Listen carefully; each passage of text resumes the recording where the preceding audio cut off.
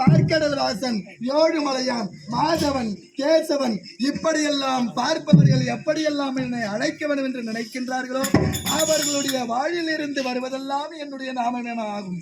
அப்படி இருக்கின்ற சமயத்திலே அதோ இருக்கின்றது 7 மலை மீது அமர்ந்து 7 மலையானாக வரக்கூடிய பக்தர்களுக்கு யாதொரு குறைபாடும் அல்லாமல் அவர்களுடைய குறைகளை நீக்கி சீரும் சிறப்போடு மாய்ந்து வருகின்ற சமயத்திலே நான் கொண்ட அவதாரம்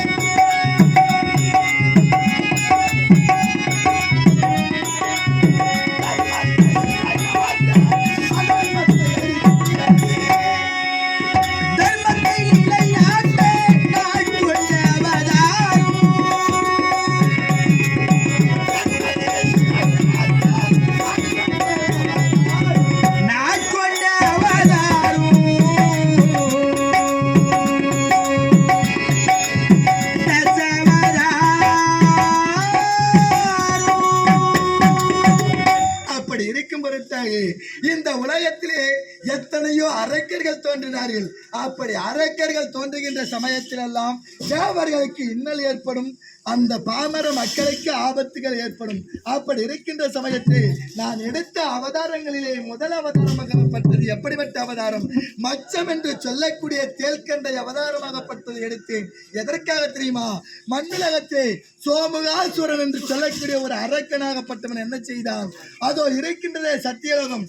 சத்தியலோகத்தில் இருக்கக்கூடிய பிரம்மதேவனின் கரத்தில் இருக்கக்கூடிய ரிக், எதிர், சாமம், அதர்வனம் என்று சொல்லக்கூடிய 4 வேதங்களை கரத்தில் பற்றி கொண்டு பிரம்மதேவனால் சிருஷ்டிக்கும் தொழிலினை செய்யாதபடி அவன் வேதங்களை கவர்ந்து கொண்டு எங்கே சென்று ஒளிந்தான் தெரியுமா? அதோ பார்க்கடலிலே சென்று ஒளிந்து கொண்டான். அப்படி இருக்கின்ற சமயத்தில் உயிரினங்களை படைக்க முடியாமல் என்னுடைய மகன் பிரம்மதேவனாகப்பட்டவன் திகைத்துக் கொண்டிருக்கின்ற சமயத்தில் ஓடி வந்து தந்தையே தஞ்சவனை என்னுடைய பாதத்தை தஞ்சமடைந்தான். அப்படி என்னுடைய பாதத்தை தஞ்சமடைகின்ற சமயத்திலே மகனே பிரம்மதேவா உனக்கு என்ன நேர்ந்தது என்று கேட்கின்ற சமயத்திலே நடந்ததை உரைத்தான் என்னுடைய மகன். அப்போது நான் என்ன செய்தேன்? அந்த சோமகாசுரனாகப்பட்டவன் குதிரை முகம் கொண்டவன். அப்பேற்பட்ட குதிரை முகம் கொண்ட அந்த சோமகாசுரன் எங்கிருக்கின்றான் என்று பார்க்கின்ற சமயத்திலே கடலுக்கு அடியிலே சென்று ஒளிந்து கொண்டிருந்தான். அப்படி அவனை அழிக்க வேண்டும் என்றால் மீனாக அவதாரம் எடுத்தால்தான் அவனை அழிக்க முடியும் என்ற காரணத்திற்காக தேல்கண்டை என்று சொல்லக்கூடிய அவதாரம் எடுத்து கடலுக்குள் சென்று அந்த சோமுகாசுரனை மடித்து வேதங்களை மீட்டு என்னுடைய மகனிடத்திலே கொடுத்து மறுபடியும் உயிரினங்களை சிருஷ்டிக்கும்படி அவனுக்கு கட்டளையிட்டு யாதொரு குறைபாடும் அல்லாமல் அவனை சீரும் சிறப்போடும் மறுபடியும் சத்தியலோகத்தையே அமர வைத்து அது மட்டுமல்லாமல் 2வது அவதாரமாக நான் எப்படிப்பட்ட அவதாரத்தை எடுத்தேன்? கூர்மம் என்று சொல்லக்கூடிய ஆமை அவதாரத்தை எடுத்தேன். எதற்காக எடுத்தேன் தெரியுமா? ஒரு நேரத்திலே தேவர்கள் ஒரு புறத்திலும் அரக்கர்கள் ஒரு புறத்திலும் இருவருமாகவே நின்று பார்க்கடலிலே அமிர்தத்தை கடைய வேண்டும் என்று முடிவு செய்தார்கள். பார்க்கடலில் அமிர்தத்தை கடைய வேண்டும் என்றால் எப்படி கடைய வேண்டும் தெரியுமா? மந்திரகிரி மலை என்று சொல்லக்கூடிய ஒரு மலையை மத்தாக கொண்டு வாசுகி எனும் என்னுடைய பாம்பினை கயிறாக கொண்டு தேவர்கள் ஒரு புறத்திலும் அரக்கர்கள் ஒரு புறத்திலும் நின்று ஆளுக்கு ஒரு திசையாக நின்று அமிர்தத்தை கடைய தொடங்கினார்கள். அப்படி கடைந்து கொண்டிருக்கின்ற சமயத்திலே அங்கே அரக்கர்களின் பலமாகப்பட்டது அதிகரித்தது, தேவர்களின் பலமாகப்பட்டது குறைந்தது. அப்படி குறைந்து கொண்டு வருகின்ற சமயத்தில் அந்த மந்திரகிரி மலை என்று சொல்லும்படியான அந்த மத்தாகப்பட்டது ஒரு புறமாக சாய்ந்தது. அப்போது சாய்ந்து விட்டால் அமிர்தமாகப்பட்டது கிடைக்காது என்ற காரணத்தால் நான் என்ன செய்தேன்? கூர்மம் என்று சொல்லக்கூடிய ஆமை அவதாரம் எடுத்து அந்த மத்தாகப்பட்டது சாயாத அளவிற்கு என்னுடைய முதுகிலே தாங்கிக் கொண்டு அப்போது நல்ல முறையிலே அமிர்தத்தை கடைந்தார்கள். அமிர்தம் தேவர்களுக்கு கிடைத்தது. அப்படி அமிர்தம் கிடைக்கின்ற சமயத்தில் அரக்கர்கள் கைப்பற்றி சென்றதால் அப்பொழுதும் ஒரு மோகினி அவதாரம் எடுத்து அரக்கர்களை மழக்கி அவர்களுடைய கரத்தில் இருந்த தேவ அமிர்தம் தேவர்களுக்கு கிடைக்கும்படி நான் செய்தேன். அதுவே என்னுடைய இரண்டாவது அவதாரத்தின் நோக்கமாகும். அப்படி அந்த இரண்டாவது அவதாரத்தில் தான் எத்தனையோ பொருட்கள் அந்த அமிர்தத்தை கரைகின்ற சமயத்தில் வெளியே வருகின்ற சமயத்திலே லட்சுமி என்று சொல்லக்கூடிய ஒரு பெண்ணும் வெளியே ஓடி வந்தாள். அப்படி வருகின்ற சமயத்தில் அந்த லட்சுமியை மணந்து லட்சுமி சமேதரன் என்ற பெயரும் அப்போது எனக்கு தோன்றியதாகும். அப்படி இருக்கின்ற சமயத்திலே அந்த நோக்கத்தோடு இரண்டாவது அவதாரத்தை முடித்து மூன்றாவது அவதாரமாக வராகம் என்று சொல்லக்கூடிய வெண்பன்றி அவதாரத்தை எடுத்தேன். எதற்காக தெரியுமா? மணிநகராபுரி சோனிதாபுரி என்று சொல்லக்கூடிய இரண்டு நாட்டையும் ஆண்டு வந்தவர்கள் இரண்யன் இரண்யாக்குதன் அண்ணன் தம்பிகள் இருவருமே அரக்க இனத்திலே பிறந்தவர்கள். யாரும் பெற முடியாத அரிய பெரிய வரங்களை பெற்ற வல்லமைசாலிகள் என்ற காரணத்தால் தேவர்களுக்கு இன்னல்களை நேர்வித்துக் கொண்டு வந்தார்கள். அப்படி இருக்கின்ற சமயத்திலே ஒரு நேரத்தில் நமக்கு நாம் பேசக்கூடிய ரகசியங்கள் எல்லாம் எப்படி தேவர்களுக்கு தெரிகின்றது என்று இருவருமே சிந்தித்துக் கொண்டிருக்கின்ற வேளையிலே பார்த்தான் இரண்யாக்குதன். இந்த பூமியை உற்று நோக்கி பார்த்துவிட்டு, அண்ணா இதோ இருக்கின்றது இந்த பூமி, இந்த பூமியை தாங்கிக் கொண்டிருக்கக்கூடிய இந்த பூமாதேவியாகப்பட்டவள் தான் நாம் பேசக்கூடிய அனைத்து ரகசியங்களையுமே கேட்டுக்கொண்டு சென்று அந்த தேவர்களிடத்திலே உரைக்கின்றாள். அப்படி என்றால் இவளை சிறையெடுத்து பாதாள சிறையிலே வைத்து விட்டோமானால் தேவர்களுக்கு நம்முடைய ரகசியம் செல்லாது என்று உரைத்தபடி பார்த்தான் இரண்யாக்குதன். தன்னுடைய கரத்தில் இருக்கக்கூடிய கதாயுதத்தால் பூமியை ஓங்கி அடித்து பாயாக சுருட்ட ஆரம்பித்தான். அப்போது பூமியை தாங்கிக் கொண்டிருந்த தேவியாகப்பட்டவள் வெளியே ஓடி வந்தானாம். அப்படி அவளை துரத்தி கொண்டு செல்கின்ற சமயத்திலே அவன் என்ன செய்தான்? அந்த வைகுந்த வாசனான நான் என்ன செய்தேன்? பூமாதேவியை காக்கும் பொருத்தி அந்த இரண்யாக்குதனோடு சமருக்கு சென்றேன்.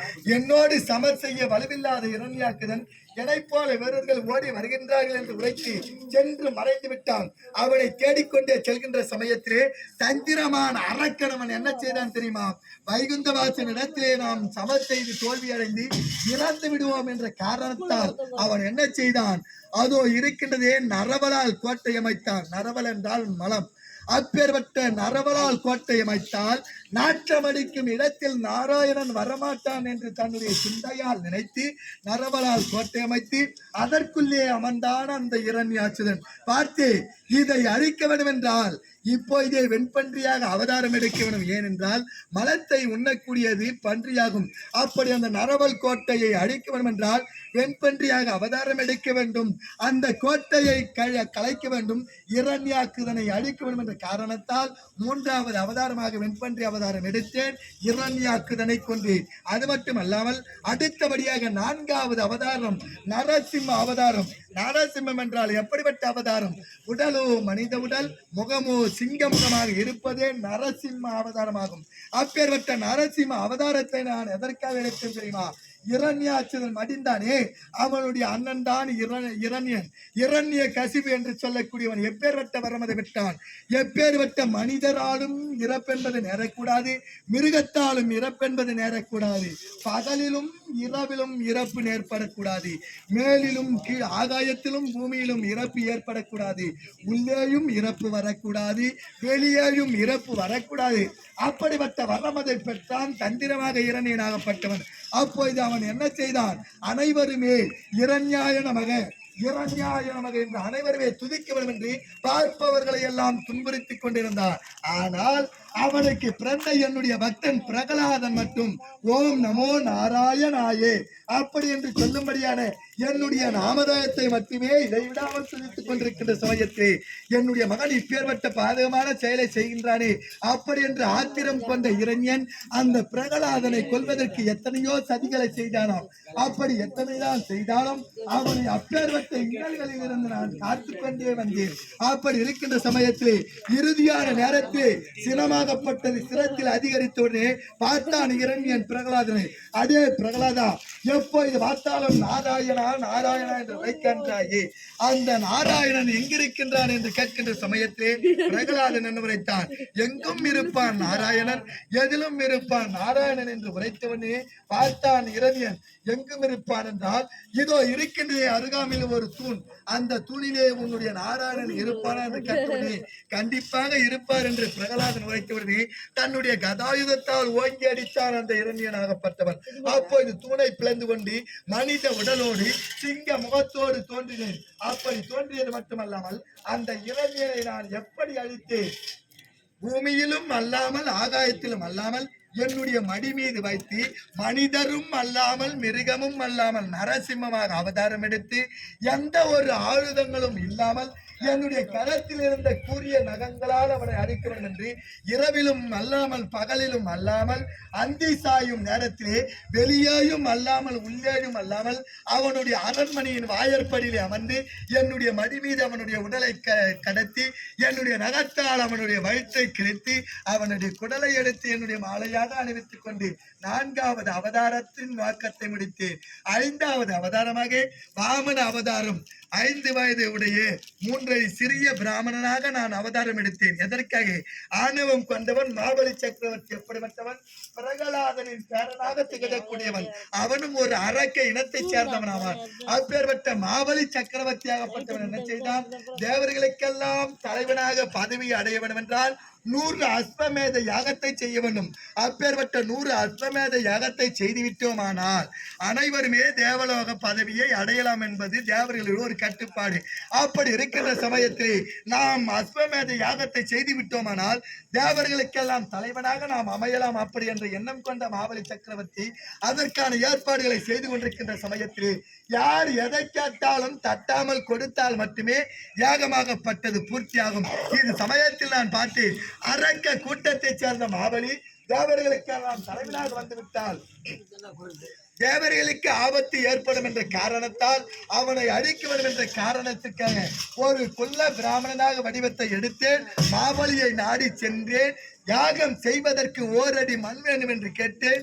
1 அடிக்கு பதிலாக மனமது என்று 3 அடியை கொடுக்கின்றேன் என்று மாபலி கொடுத்தான். உடனடியாக கொடுத்தவுடன் குள்ள பிராமணனாக இருந்த நான் அந்த சராத்திரமாக உருவத்தை எடுத்தேன்.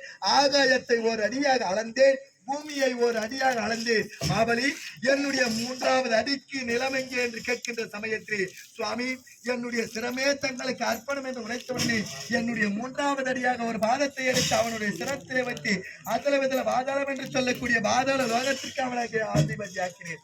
அது மட்டும் அல்லாமல் பரசுராம அவதாரம் 6வது அவதாரம் எதற்காக எடுத்து தாயிற் சிறந்த கோவிலுமில்லை தந்தை சொல்மிக்க மந்திரமில்லை என்ற காரணத்திற்காக ஜமுதக்கனிக்கு மகனாக பிறந்து அவருடைய வார்த்தையை கேட்டு தாயாக விளங்கிய ரேணுகையின் சிரத்தை கொய்து 6வது அவதாரம் பரசுராம அவதாரம் முடித்தது மட்டுமல்லாமல் ராமன் என்ற பெயர் இருக்கின்ற சமயத்தில் சிவனை கோரி கடும் தவத்தினை புரிந்து சிவனுடைய கரத்தால் பரசு என்ற ஆயுதத்தை பெற்றதால் பரசுராமன் என்ற பெயரை பெற்று 6வது அவதாரத்தை முடித்தேன்.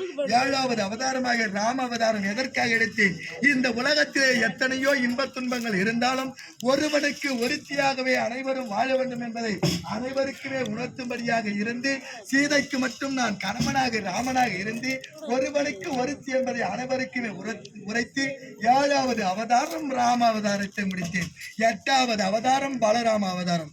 9வது அவதாரம் கிருஷ்ண அவதாரம். எதற்காக எடுத்தேன்? 2 அவதாரங்களும் இந்த பூமியிலே பூமி பாரம் தீர்க்க வேண்டும், பாண்டவர்களுக்கு வெற்றி கிடைக்க வேண்டும், துரியோதனாதிகள் அழிய வேண்டும் என்ற காரணத்திற்காக என்னுடைய தமையனாக விளங்கும்படியான எவருக்குமே தலைவணங்காத கிருஷ்ண பரமாத்மா அந்த பிறப்பிலே சகுனிக்கு தலைவணங்கி சகுனியோடு கூட்டி சேர்ந்து மகாபாரத போரிலே எத்தனையோ அக்ரோனி சேனைகளை அழித்து பூமி பாரத்தை தீர்த்தோம். 10வதாக கல்கி அவதாரம் எடுத்து இதோ இந்த கலியுகத்திலே அவதாரம் எடுக்கப் போகின்றேன். அது மட்டுமல்லாமல் இத்தோடு என்னுடைய தச அவதாரத்தின் நோக்கம் முடிந்து யாதொரு குறைபாடும் அல்லாமல் இந்த வைகுந்தத்திலே இதுநாள் வரைக்கும் அரக்கர்களின் குறை என்பதை அல்லாமல் இதுவரைக்கும் அரக்கரால் ஏற்பட்ட இன்னல்கள் அனைத்துமே நிவர்த்தி செய்து தேவனுக்கு எந்த ஒரு குறைபாடும் அல்லாமல் நான் காத்து வருகின்றேன். அப்படி இருந்த சமயத்திலே என் மனைவியாக விளங்கும்படியான லட்சுமி தேவியாகப்பட்டவள் நான் எப்பொழுது வருவேன் என்று எனக்காகவே காத்திருப்பாள் அல்லவா? செல்ல வேண்டும். என்னுடைய மனைவி லட்சுமி தேவியை பார்க்க வேண்டும். சென்று பார்க்கின்றேன். கண்ணே லட்சுமி.